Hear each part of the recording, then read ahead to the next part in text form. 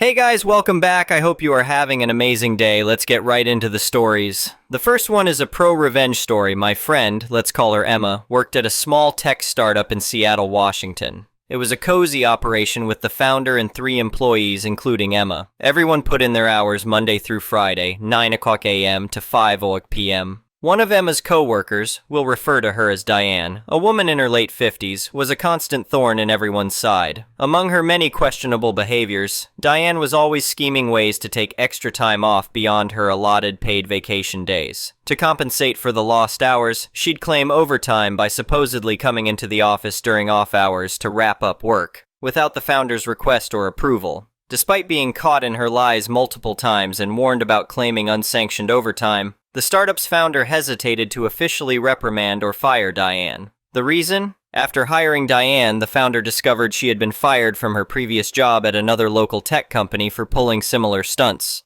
However, Diane had sued her former employer for wrongful termination and won a settlement.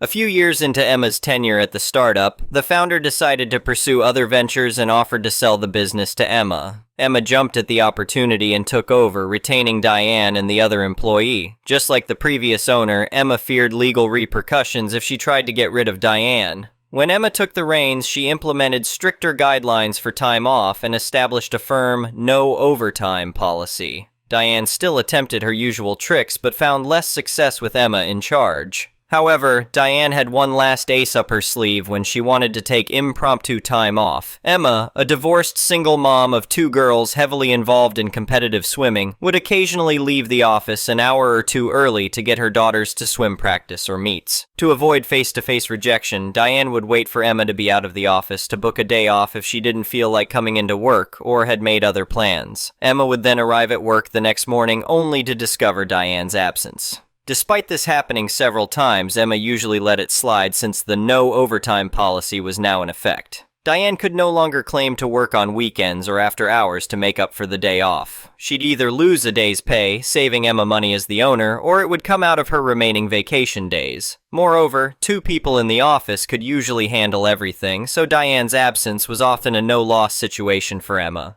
However, there was one instance when Emma planned to be away for 2 workdays just before the weekend to take her girls to a swimming competition. She informed both Diane and the other employee verbally and in writing that they couldn't book time off for those dates since she'd be away and needed both of them in the office.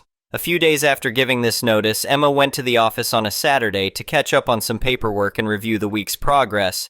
To her surprise, she discovered that just the day before, Diane had booked a trip for her son and daughter-in-law to New York City, as well as a plane ticket for herself to Portland where her son lived. Both the trip to NYC and the ticket to Portland coincided with the dates Emma would be out of the office. Emma then checked the vacation booking schedule to find that Diane had indeed booked the days off that she had explicitly been told were unavailable. Without mentioning her discovery of Diane's travel plans, Emma sent an email to Diane. Hi Diane, I'm afraid I'll have to deny your request for time off next week. As I mentioned earlier, those dates are unavailable because I'll be away and we need you in the office. Let me know if you have any questions. Diane replied with a blatant lie. Emma, I understand your concern, but my son is having some long-awaited medical treatment, and I need to go to Portland to help out for a few days and look after my grandson. I hope you can reconsider given the circumstances. Emma, having had enough of the deceit, responded, Diane, I know about the trip you booked to NYC for your son and daughter-in-law. I assume your trip to Portland is to babysit your grandson while they're away. I'm still denying your request for time off, especially since you booked these days after being told they were unavailable. Diane, caught red-handed, didn't even address the lie in her next reply. Emma, I've been a dedicated employee of this company for several years. I can't understand why I'm being treated so unfairly after all I've done for the business. Since I'm clearly not valued as an employee, I have no choice but to retire. Consider this my 2 weeks' notice. Emma, maintaining her composure, simply replied, Diane, I still can't grant you the days off. Let me know if you have any other questions about your work schedule. Emma then reached out to her accountant, who also acted as her informal business advisor, and explained the situation with Diane. Aware of Diane's previous antics, the accountant told Emma, This is the out you've been looking for with Diane, and you have it all in writing. She's essentially resigned or retired. All you need to do is honor her decision, let her finish her 2 weeks, or pay her 2 weeks' wages in lieu. No further severance pay is legally required since she wasn't fired. The following Monday, Emma arrived at the office early, accompanied by her longtime girlfriend to act as a witness. She packed Diane's personal belongings from her desk into a box and removed company property. This included a small box filled with handwritten client information, as Diane had resisted inputting data into the computer system. The other employee arrived and they waited for Diane. Diane walked in just before 9 o'clock, acting as if nothing had happened. "Good morning, everyone," she chirped, then faltered slightly upon noticing Emma's girlfriend seated in the corner. As Diane approached her desk, Emma intercepted her. "Diane, there's no need to go any further. I've accepted your notification of retirement," Emma said, handing Diane a check for her current pay period and 2 weeks' wages in lieu of notice. Diane's jaw dropped. "What? But I didn't retire. I'm not ready to retire." Emma calmly replied, "Actually, you did retire. You gave your notice and I have proof in writing." No, this is a mistake," Diane protested, looking to the other employee for support, but receiving none.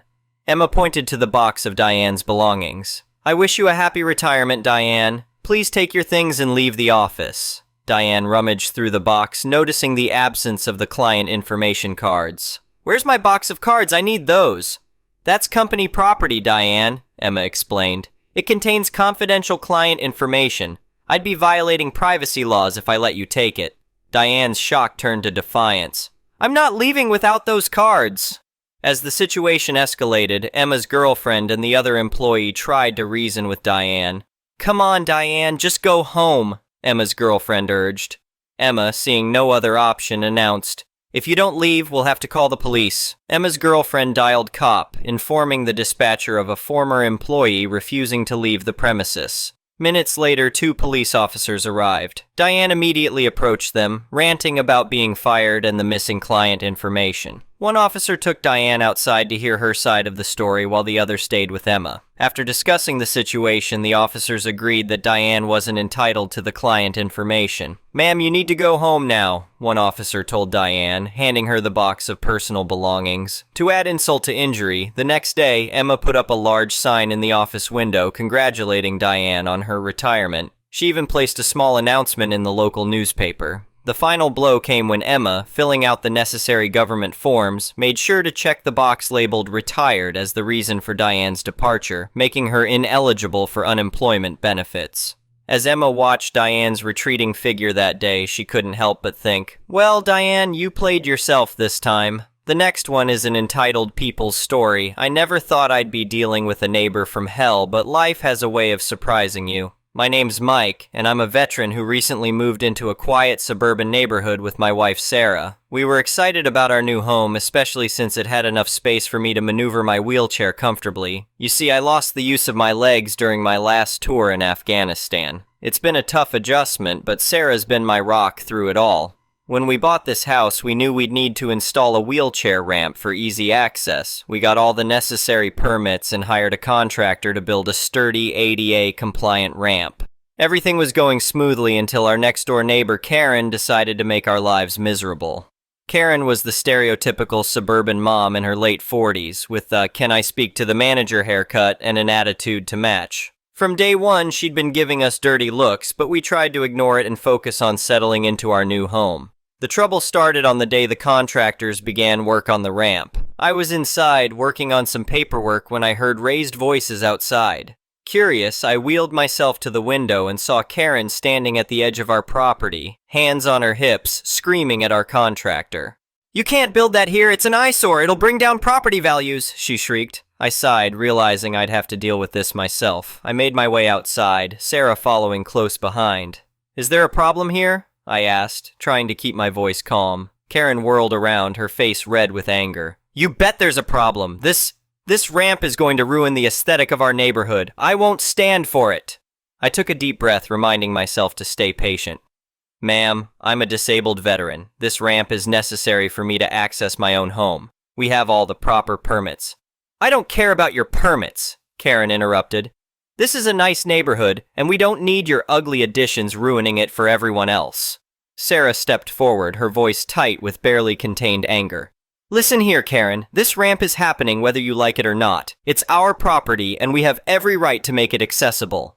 Karen's eyes narrowed. "We'll see about that," she hissed before storming off to her house. We thought that would be the end of it. But oh, how wrong we were. Over the next few days, Karen tried everything to halt the construction. She called the city multiple times to complain, but each time they confirmed we had the necessary permits. She even tried to bribe our contractor to stop work, but he was a stand-up guy and told us immediately. The ramp was finally completed after a week, and I was thrilled. It was perfect, sturdy, safe, and it blended in well with our house. But our relief was short-lived. The very next morning, I woke up early to head to a doctor's appointment.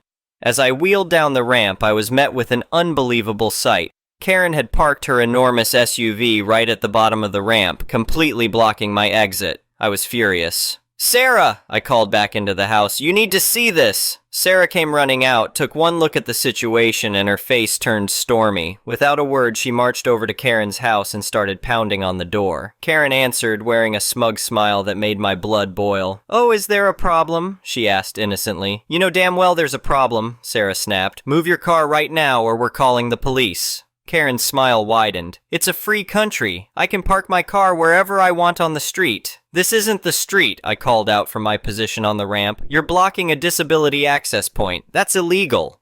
Karen's smile faltered for a moment, but she quickly recovered.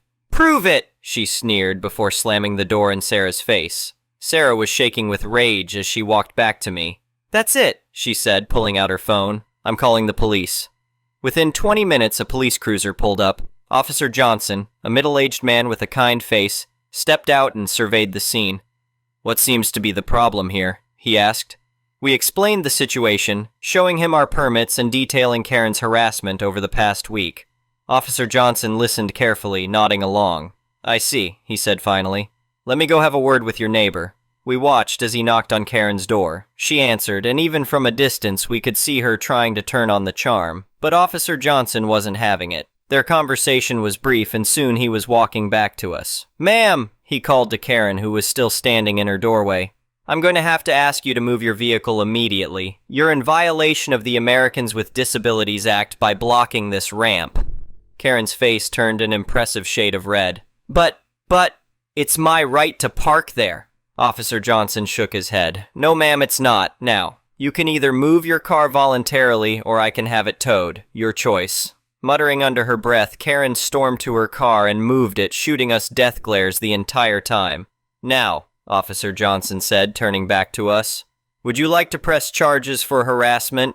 Sarah and I exchanged a look. As tempting as it was, we decided against it, hoping this would be the end of Karen's antics. "No," I said finally, "but we would like it on record in case this happens again." Officer Johnson nodded, jotting something down in his notebook. "Understood. However, I will be issuing her a fine for blocking the ramp. It's a $250 penalty." As if on cue, we heard a shriek from Karen's direction. "A fine? You can't do this to me. I'll sue. I'll call your supervisor." Officer Johnson remained unfazed. "Ma'am, you're welcome to contest the fine in court. Now, if you continue to cause a disturbance, I'll have to cite you for that as well." Karen's mouth snapped shut, but if looks could kill, we'd all be 6 feet under. After Officer Johnson left, we thought that would be the end of our Karen problems. For a while it was. She avoided us like the plague, which was just fine by us, but Karen wasn't done yet. A few weeks later, we received a notice from the homeowner association about our ramp. Confused, we attended the next meeting, only to find out that Karen had wormed her way onto the board and was trying to create a new rule about unsightly structures.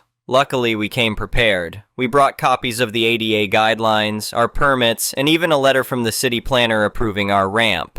The other homeowner association members, hearing the full story for the first time, were horrified by Karen's behavior. In a delicious twist of fate, the homeowner association not only dismissed Karen's proposed rule, but also voted to remove her from the board for abusing her position. The look on her face when the vote results were announced was priceless. Since then, life has been peaceful. Karen still lives next door, but she doesn't dare cause any more trouble. Sometimes when I'm out in the yard, I catch her glaring at me from behind her curtains. I just smile and wave, enjoying the beautiful ramp that caused so much drama. In the end, standing up for what's right paid off. And every time I use that ramp, I'm reminded that no matter what obstacles people like Karen try to put in our way, with perseverance and a little help from the law, justice will prevail.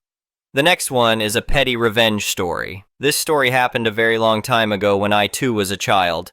For context, my mom was at that time a working single mother, and we lived in a different state. My brother and I often were around other family members because my mom had to work so much, and so it wasn't uncommon for my aunt, uncle, mom, and grandparents to be with us. This particular day was special. I don't remember exactly why, but we had gone out to a nice-ish steakhouse. It was a chain restaurant.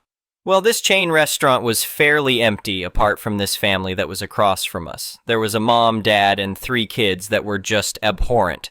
The dad was screaming, fighting with the mom. The mom was constantly fighting with the poor waitress. The toddler and the booster was screaming, and the 2 older kids were running around like they were headless. It was horrible to watch. Now, my brother, aunt, uncle, mother, and I are all at this restaurant watching this family treat the staff like absolute hot garbage. We happen to get the same server, and all of us make an effort to be sweet to this poor server. Even as a kid, probably around 6 to 8, I remember she was actively wiping tears every time she came from trying to serve the jackass family. We politely try to eat our meal while giving death glare Midwest-style disapproval of this family. Here's where it gets crazy. The server had enough of the crap she'd been handed and the kids from hell. After telling the family several times to collect their kids and the parents refusing, she brought back up. Now, the manager was trying to talk to them and was getting frustrated. Eventually it escalated and the father started threatening the server and the manager. The server came up to the table and apologized profusely, thanking us multiple times for being a good table.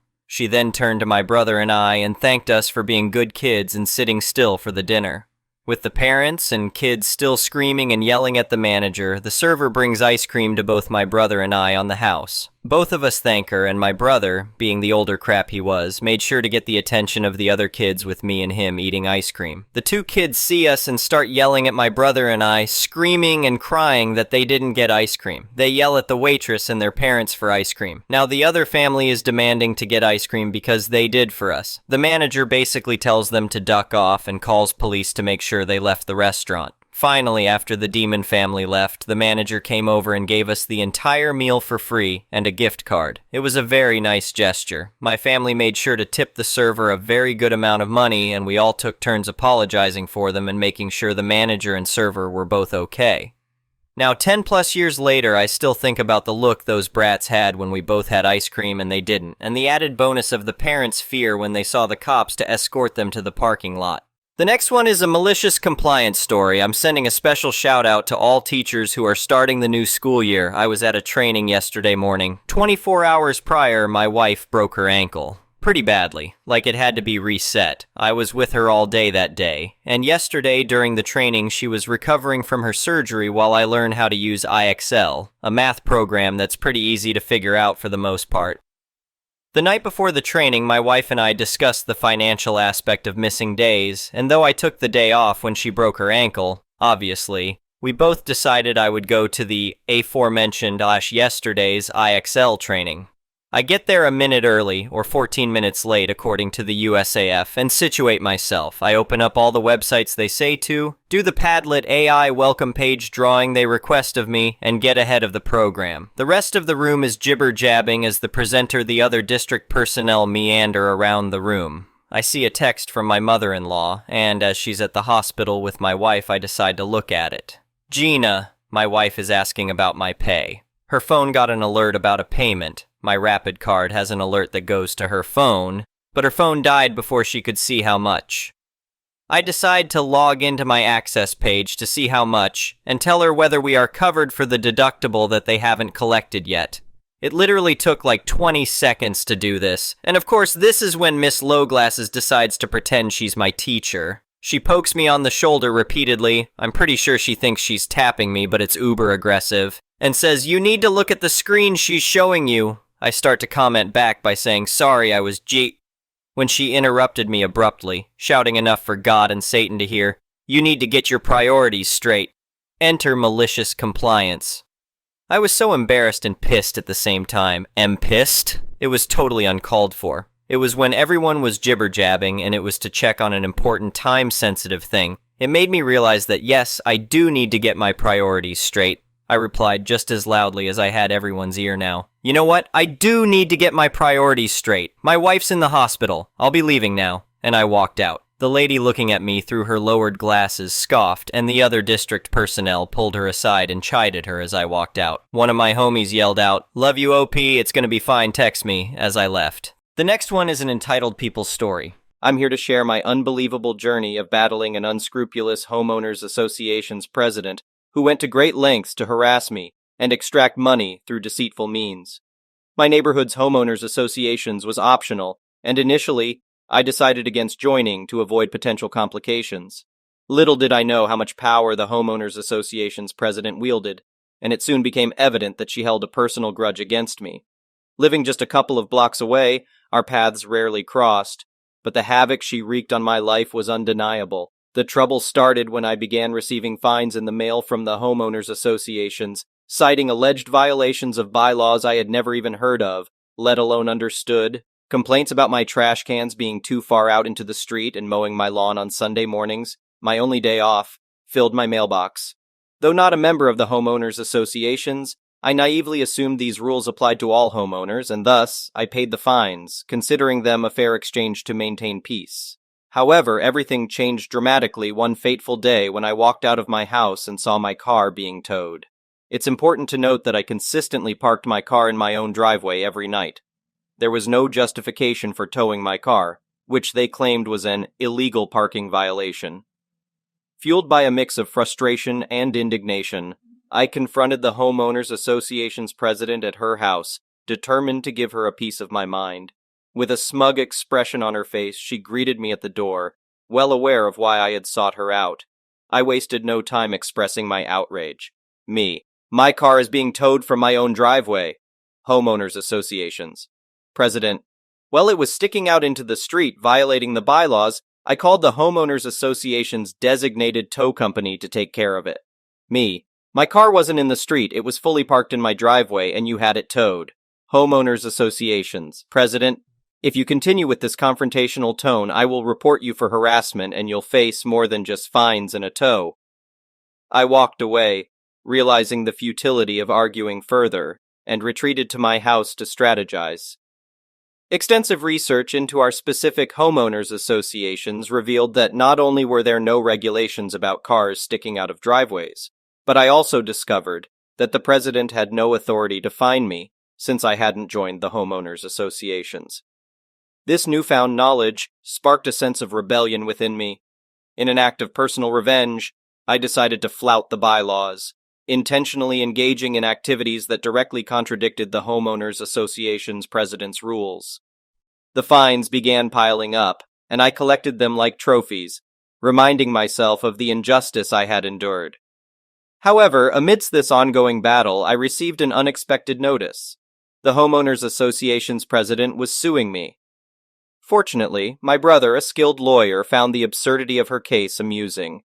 While I won't divulge our exact strategy, let's just say the courtroom became the stage for an unforgettable showdown. As we entered the courtroom, the Homeowners Association's president wore her typical smug grin, unaware of the impending turn of events. I, on the other hand, had my own confident smile ready to face her. With bated breath, we listened as she presented her case, showcasing photographs and alleged copies of documents sent to me as evidence of my violations and unpaid fines. The judge seemed perplexed, awaiting my response. Judge, Mr. Me, do you deny being given fines for any of these violations? With a smile on my face, I confidently replied, No, Your Honor.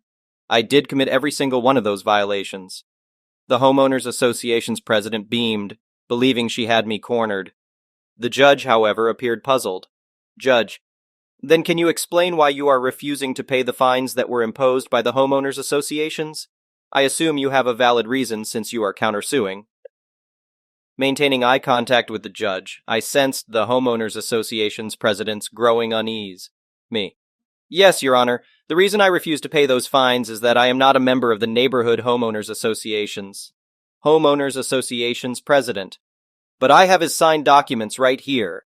She eagerly handed the judge a set of papers with a copy provided to my brother and me.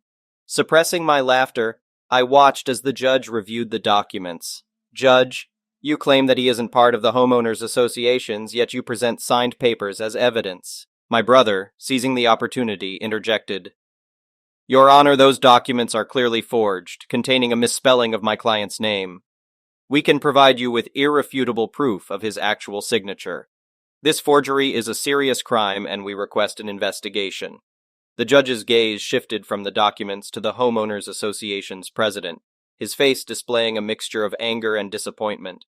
Her smile wavered as the realization of her imminent defeat washed over her. Judge, if Mr. Me is not a member of the Homeowners Associations, then you have no grounds to impose fines or sue him for any money.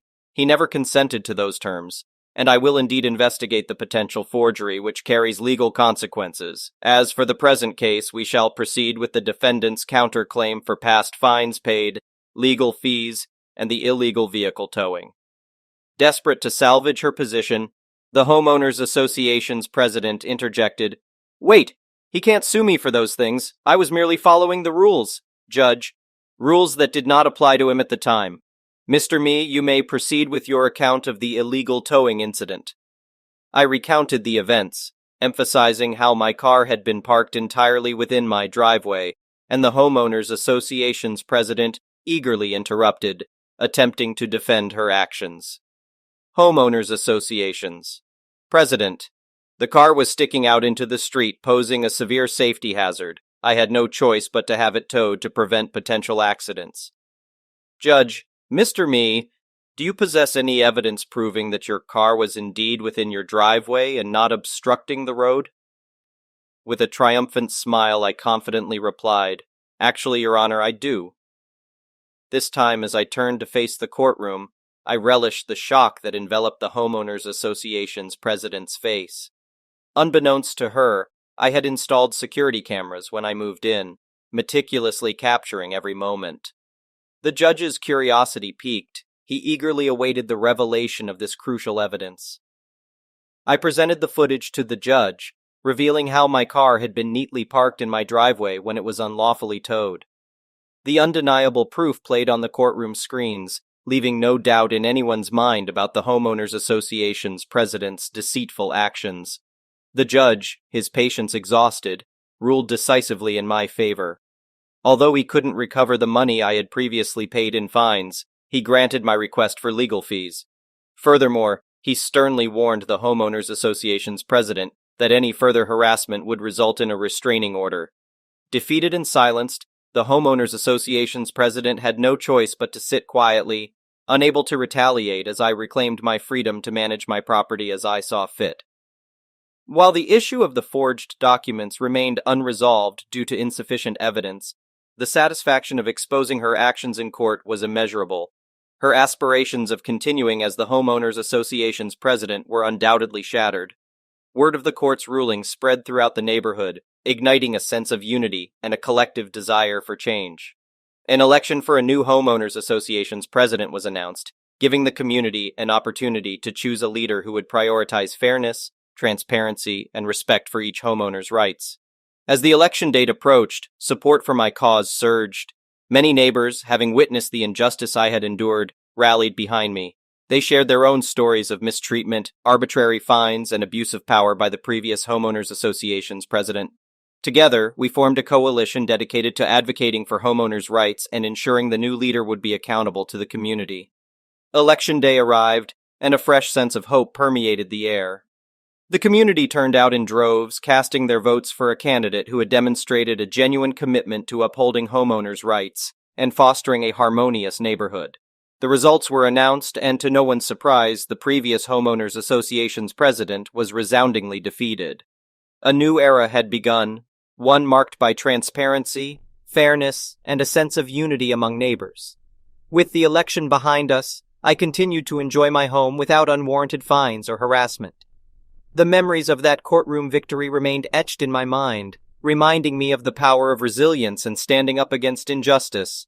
I hoped that my triumph would serve as a precedent, inspiring others to challenge abuses of power and fight for their rights. As for the former Homeowners Association's president, she retreated into obscurity, her reputation forever tarnished.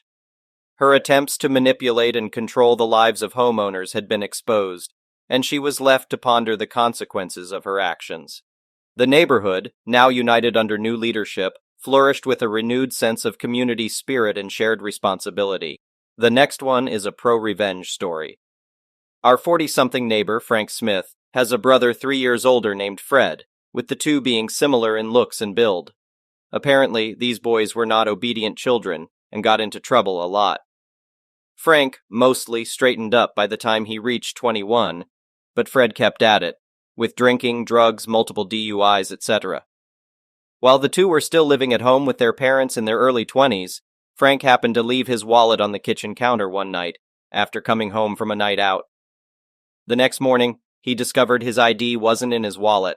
Thinking he must have left it at a bar the night before, he tried locating it, but with no luck. Not thinking much about it, he just got a new ID.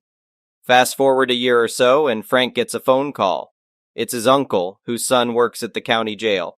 Fred had been arrested, and their cousin happened to see him when he was getting booked, under the name Frank Smith. Turns out Fred had given the police Frank's name and ID, and was going to jail under Frank's identity. Needless to say, Frank was pissed. He went down to the jail to prove he was Frank, and Fred was a liar. Fred was ultimately sentenced to serve time and stayed put.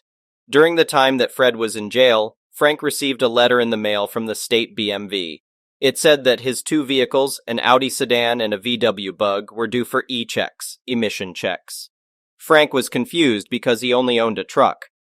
He went to the BMV and discovered that these two vehicles were indeed titled in his name. That's when Frank realized that his brother, who had lost the right to own a vehicle due to excessive DUIs, used his identity to register these cars. The revenge. Frank asked how much it cost to get duplicates of the titles, $8 each. So he paid $16 and walked away with title documents for the two cars. He knew enough of his brother's friends to start calling around in search of the cars. Lo and behold, he located them both at different locations. Frank is a knowledgeable mechanic and could start these cars without keys, but he knocked on the door of each house where the cars were. He explained to each person that he owned the title to the car, showing them the document, and gave them the opportunity to remove their belongings from the vehicle before he took it. They understood and didn't push back, taking their things out of the car and handing him the keys. Frank proceeded to sell both cars and pocket around $3,000 for all his troubles. The good news is that after his stint in jail, Fred got sober and became someone Frank could actually be friends with. The next one is a petty revenge story. Some backstory. Straight out of college, I joined a professional services firm on a training contract, which meant they paid for my education while I worked towards a professional qualification. In turn, I worked for essentially minimum wage for 3 years. If I quit within this time, I had to pay them back for the cost, which was a lot of money for someone straight out of college. This firm placed me in a department that worked for banks' lenders to repossess homes. I mention this because I want to be clear that I knew I was doing the devil's work, but I couldn't really quit. On to the revenge part. There was this elderly couple who missed about 3 payments on their mortgage, and our client instructed me to issue them a notice of repossession. After I did as told, the couple tried to negotiate, and they made a really good offer to outright pay off the mortgage. I'm guessing they had family who wanted to help and gave them some money to do that. I recommended it to my client to accept it, but was told to turn it down. They thought they could make more money off it by putting it on the market. This couple was devastated, and I felt just awful about it. But there was nothing I could do. Anyway, time went on and the couple moved out. We got the keys and started readying the house for sale. As the weeks/months went on, people viewing the house were complaining about a smell, and no one wanted to bid on it. When I went to the house myself, I literally wanted to vomit as soon as I got in the door. I had never smelled a rotting corpse before, but I imagine it would be quite similar. We got professional cleaners to come in, plumbers to check the sewage, but no one could make the smell go away. We had to take the house off the market. Months went by, and the house was just lying idle. Eventually, our clients asked us to contact the couple to see if they would make the same offer they did in the beginning. They said no, and offered about 50% of the original offer. At this point, it was costing our client money to keep the house, between our fees and the cost of upkeep, so they reluctantly agreed, and the couple got their house back. Fast forward a few weeks, and the professional cleaners we had previously used on the house gave me a call.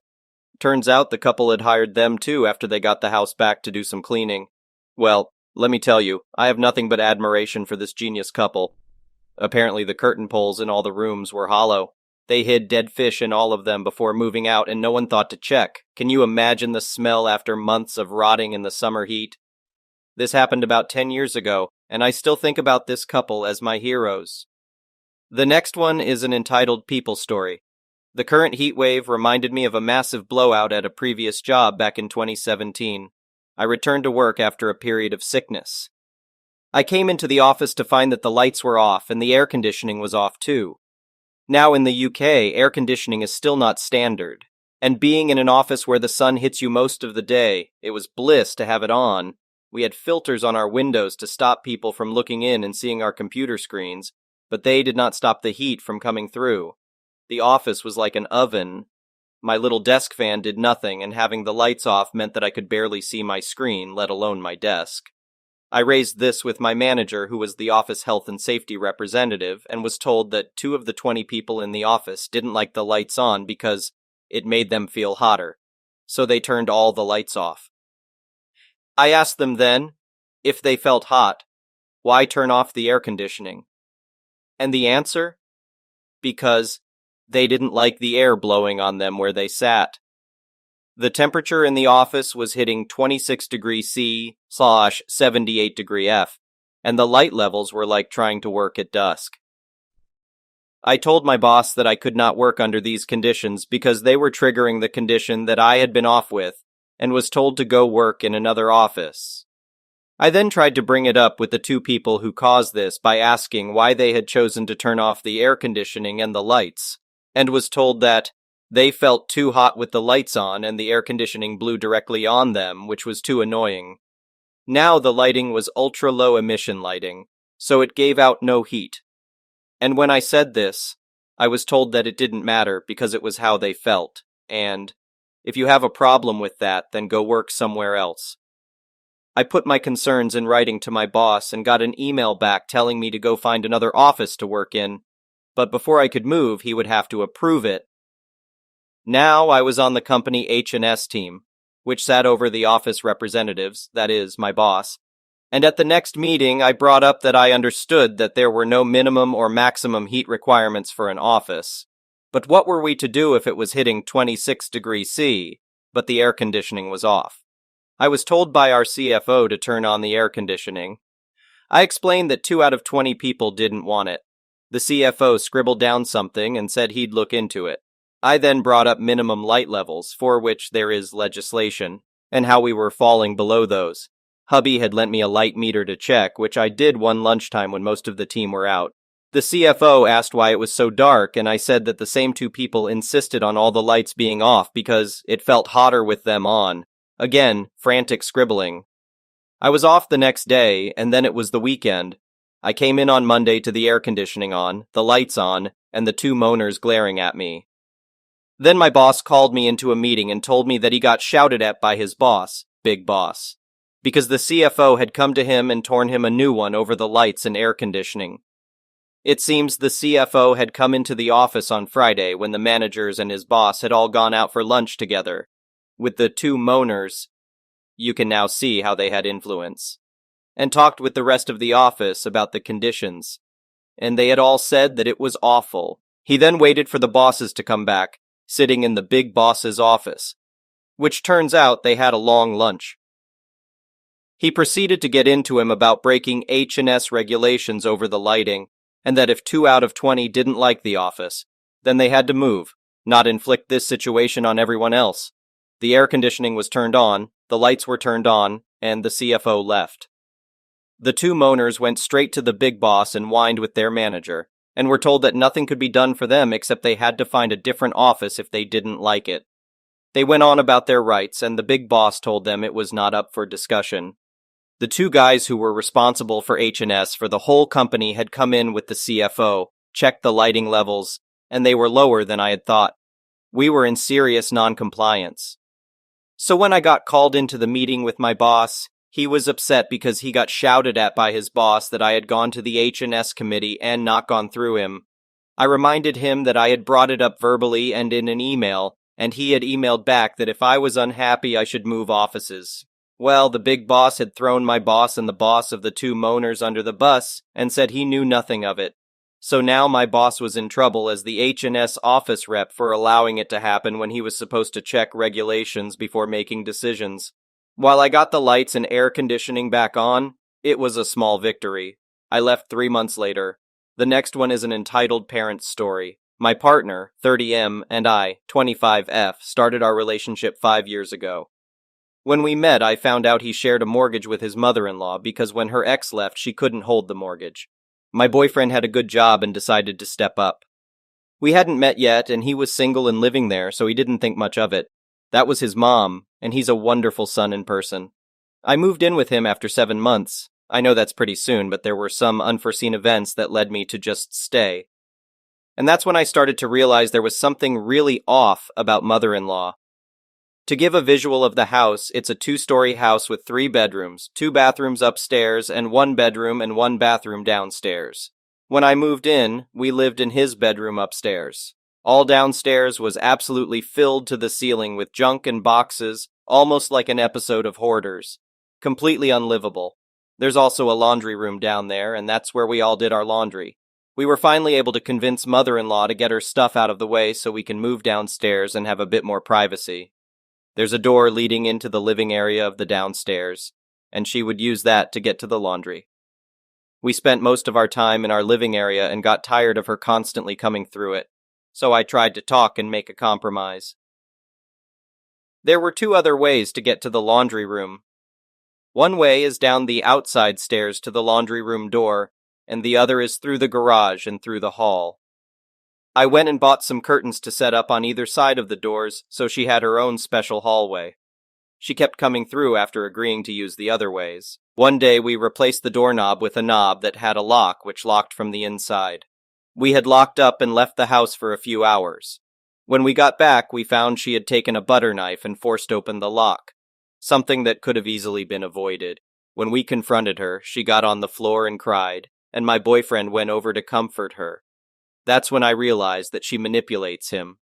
I only asked why she did that, and she broke down with crocodile tears. Eventually, I convinced my boyfriend to get away, and we moved into an apartment in town. It was bliss. I think from there, he started to gain a lot more confidence and stopped talking to his mother-in-law as much. This was all 4 years ago. After we moved out, mother-in-law decided to spend a bunch of money and renovate the downstairs, making the house into a duplex-type situation, with her living in the bottom. It's separate now, and she's not invading anyone's space.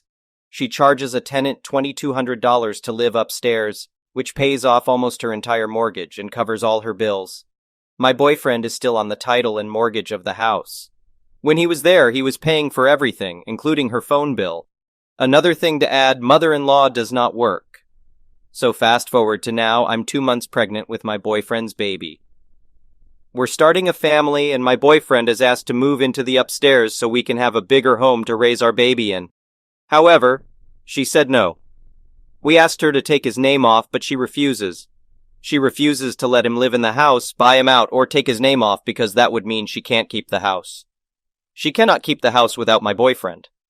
Her reasoning is that she wants to save for her retirement, and she needs the $4,000 plus a month she makes from the tenant, alimony, she wasn't even married to the guy, disability from the government, and other under-the-table work while we are currently grasping at straws. My boyfriend has finally realized that his mother doesn't give any care about him or his child, and now we are going to take her to court. The house is worth almost $700K, and we are going to force a sale for half. Basically, she has proven time and time again that she's a selfish, greedy woman who takes advantage of her son. Her other son does not talk to her or see her even on holidays. We understand why now. I'm honestly still in shock at the fact that after everything he's done for her, she won't do the same. Also, she has a lot of money. The next one is an entitled people's story. It has been a while since the turmoil in my life finally settled, and I can now share the full account of what happened when I mustered the courage to divorce my ex-wife. I'm well aware that this tale may appear one-sided, but it's essential to understand the events leading up to our divorce to grasp the gravity of the situation. In the beginning, she portrayed herself as an entirely different person, someone fragile and timid, and I found solace in taking care of her. She shared tales of her troubled past, claiming her parents were addicts, forcing her to forge her own path from a young age. Little did I know it was all a facade. After tying the knot, her true colors began to surface. I discovered her parents were not addicts. They had distanced themselves from her due to her history of stealing money for her own vices. The gentle and meek woman I fell in love with transformed into an aggressive and demanding person, unleashing verbal tirades whenever things didn't go her way. To my utter dismay, I uncovered her infidelity, as she had betrayed our vows with multiple men. Realizing that a happy life was unattainable under such circumstances, I decided to divorce her. However, even the process of separation proved to be an arduous battle. Before our marriage, she had moved into my house, but the duration of our union was too brief to warrant her inclusion on the property's paperwork. Consequently, the deed solely bore my name. Initially, she seemed relatively accepting of the divorce, but as I would soon discover, she had no intentions of making it easy. At one point, she cunningly called the police while I was in another room, accusing me of trespassing on her property. Sadly, the flawed justice system weaves a narrative where the party that makes the call is often deemed in the right, regardless of the truth. The officers, without entertaining my side of the story, forcibly removed me from my own house, treating it as an eviction. Unjustly detained at the police station, I spent hours providing statements, but my pleas fell on deaf ears. They operated under the misguided assumption that the house would naturally belong to the divorced woman. To avoid any further legal trouble, I sought temporary refuge with a friend, while I contacted my divorce lawyer. I informed him of the situation, emphasizing that she had effectively evicted me from my rightful abode, denying me access to my personal belongings. Recognizing that the house was undeniably mine, he advised me to bide my time until our scheduled meeting, where all parties involved could address this matter in one fell swoop. As I arrived at the appointed meeting, my ex-wife sat beside her lawyer, seemingly confident. Tempted to unleash my pent-up frustration, I heeded my lawyer's counsel and remained composed, allowing our legal representatives to do the talking. Her lawyer presented an outlandish list of demands, including my stamp collection, valued at over $100,000, which had no legal connection to her. When the topic of the house arose, my lawyer posed a direct question to her, asking if she was living in the house alone because I had left of my own volition. Seizing the opportunity, her lawyer claimed she should receive the house due to my alleged abandonment. To support her falsehood, she confidently echoed his statement. However, that precise moment became her downfall. My lawyer produced police reports from the day I was wrongfully removed from the house, revealing her false claim of ownership and my supposed trespassing. She faltered, whispering anxiously to her attorney, who then resorted to the typical argument that the house should go to the wife in such situations. But my lawyer, well prepared and armed with knowledge of the law, countered his baseless assertion. He presented irrefutable evidence that she had no legal claim to the house. Her name was absent from the deed, she hadn't made any payments toward it, and the duration of her cohabitation fell short of the time frame required to establish rights to the property. Instead, my lawyer exposed her unlawful actions, highlighting how she had attempted to deceive authorities and steal my home under false pretenses. The room fell silent as my lawyer turned to me, revealing that, under the law, I had every right to press charges against her. It might have been a slightly petty move, but I couldn't pass up the opportunity to hold her accountable for her actions. With a resolute voice, I confirmed my decision to proceed with legal prosecution, charging her with attempted theft of my house and providing false information to the authorities.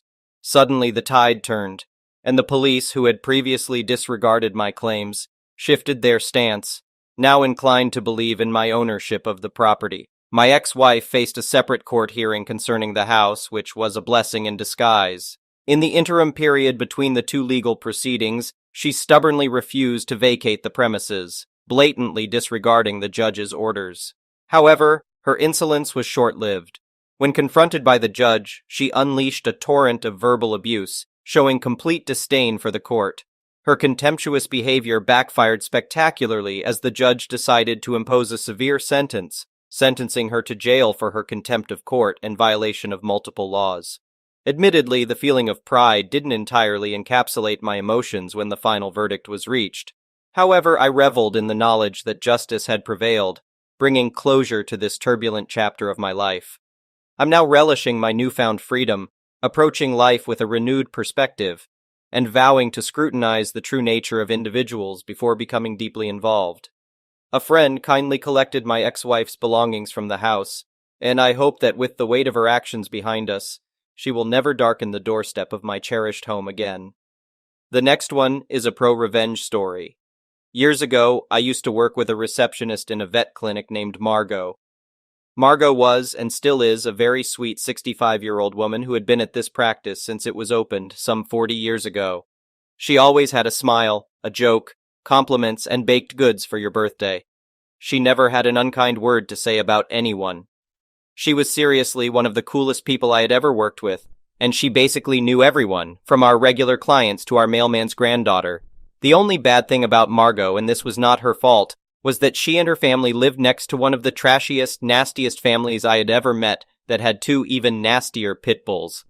I'm talking nastier than crap that had been hoarded by dung beetles for years nasty. And these dogs were constantly escaping and terrorizing the neighborhood, even trying to get into her house. Margot had asked them more than once to please keep the dogs contained, especially since she had an elderly, fat cat named Smokestack, and these pits had attacked smaller animals before. The family basically told her to rot in hell, that they knew what they were doing. How dare she accuse the breed? Yada yada, basically blowing her off. Margot knew there had been reports filed against her neighbors, but nothing had ever been done about it, really.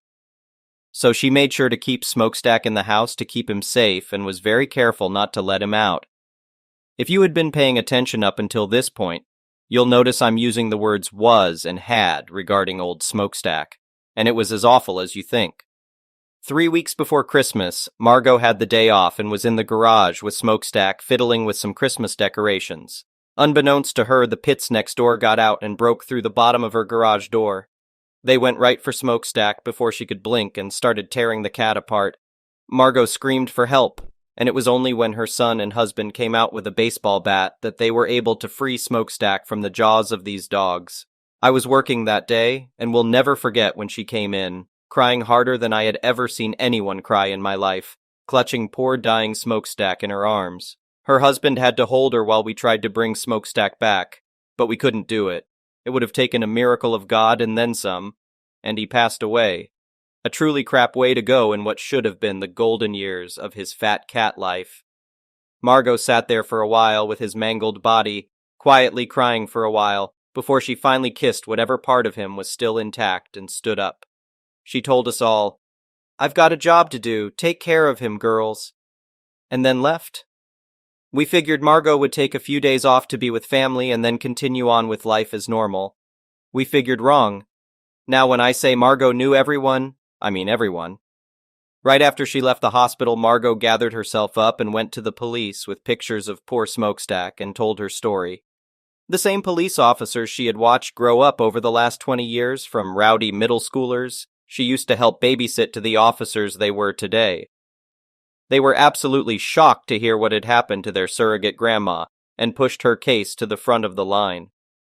The case found itself before a judge whose daughter had gone to school with Margot's daughter. The judge granted an emergency dangerous animal extraction warrant to her neighbors. Of course, there was a hearing.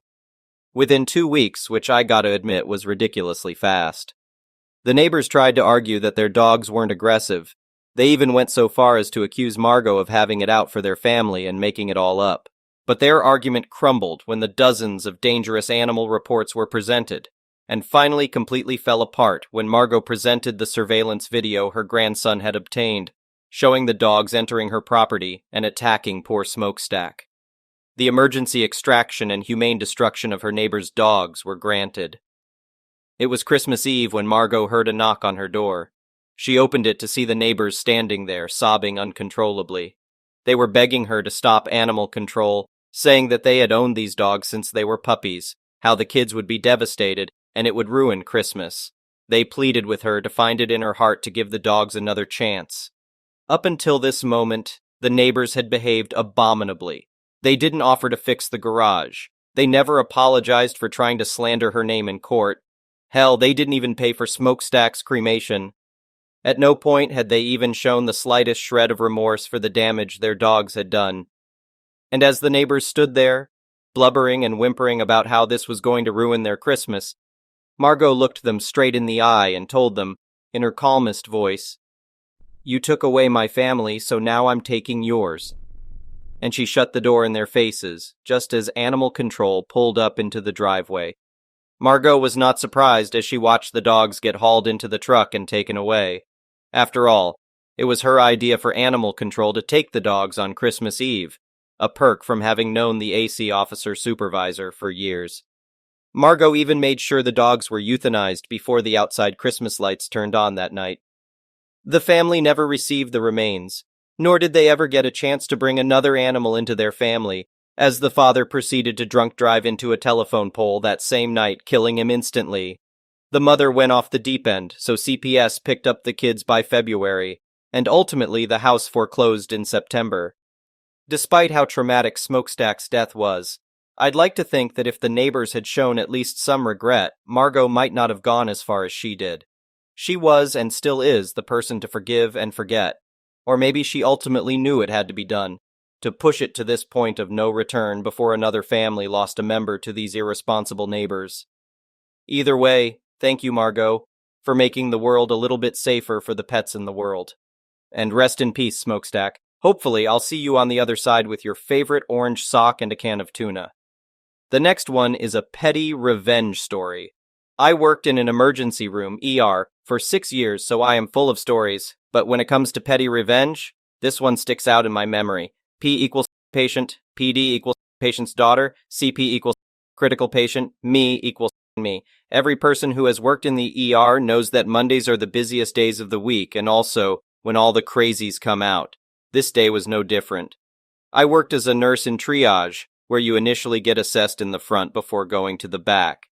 Here we determine who needs to go back first and who can wait. It's not a first come, first serve as most people think. We had a few stretchers in the front for people who needed to be monitored a little closer or needed IVs, blood draws, labs. There were 6 stretchers, but this day was so busy, all 6 stretchers were filled, plus 5 more in the hallway. This lady comes in on an ambulance, but because her symptoms did not indicate an emergency, she was put in stretcher triage to wait her turn. She was in a lot of pain. After assessment, I recognized her symptoms as being caused by gallstones, painful but not life-threatening. We put her on a stretcher, started an IV, drew labs, and hooked her up to the monitor just in case. A few minutes later, PD comes in the front door. One look at her and we knew she would cause problems. She had everything from the shoes to the haircut. A classic rich Karen. When she saw that her mom was still in the front and hadn't seen a doctor yet, she started screaming that she knew the CEO of the hospital and that we would all be fired if we didn't get her mom back to see a doctor right now. We explained that her mom has a history of gallstones, and even P was saying that she has had this pain many times because of the gallstones. We explained about being really busy and that there were no rooms available in the back and we would get her back as soon as we could. She eventually calmed down but was still antsy. About an hour later, another patient, CP, comes in and was put in the stretcher beside P and PD. This patient had worrying complaints, but on initial assessment, we could not find anything wrong. Now, as a nurse, you learn to always trust your gut. When your gut sounds an alarm, you listen. Something about this patient was setting my alarm bells off, but all his vitals were normal, and I had no solid evidence to declare him an emergency. I hooked him up to the monitor and kept a very close eye on him. I let the charge nurse know of my concerns, and she said to let her know as soon as something changes. Not 5 minutes later, something changed. Now at this time, I should explain that this hospital was a level 1 trauma center, meaning we get all the bad cases from car crashes to gunshot victims. We were in the middle of gang territory. Since we had to be ready for any traumas, life-threatening injuries, we had a room with 3 beds that was closed off from the rest of the beds because traumas usually involved a lot of people and a lot of blood. Even on busy days like this one, those rooms were empty, unless there was a trauma patient. Now back to CP. I was taking vital signs of P when I looked over to CP. I noticed a worrying change in his rhythm and stopped with P to start assessing CP to see what was going on. That did not sit well with PD. She actually grabbed my arm and told me to finish with her mom. I jerked my arm free and said I had to make sure CP was okay. As I turned around to CP, his rhythm went into VVIB. a life-threatening rhythm. I called the charge nurse to inform her of CP's condition, all the while unhooking CP from the monitor and pushing his bed into drive. As I started pushing him back, PD actually jumped in front of the stretcher and stopped it. She was screaming that her mom was here first and needed to be seen before CP, and she was screaming that I was a liar and that she was going to get me fired.